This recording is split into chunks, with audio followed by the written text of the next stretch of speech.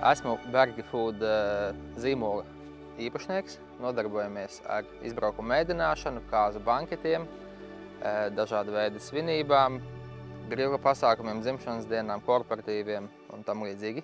Līdz savam biznesam nonācu principā Covid laikā, kad visi Rīgas restorāni bija cieti, un mēs ar ģimeni pārvācāmies uz dzīvi laukos un sākām attīstīt savu ēdināšanas uzņēmumu. Cilvēkam, kurš ir izvēles priekšā būt vai nebūt biznesā, es noteikti ieteiktu nebaidīties, riskēt, darīt, iet uz priekšu, un viss noteikti izdosies.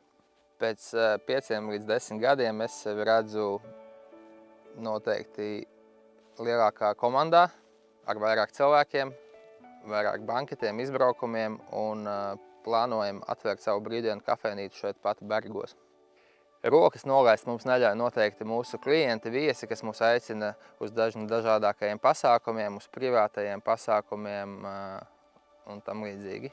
Tie ir noteikti mūsu viesi. Izbraukuma ēdināšana mums ir bijusi dažādākajās vietās, kā piemēram dažādos filmēšanās, vai nakts pārgājienos, vai streetfoodā Igaunijā, vai Rīgas svētkos.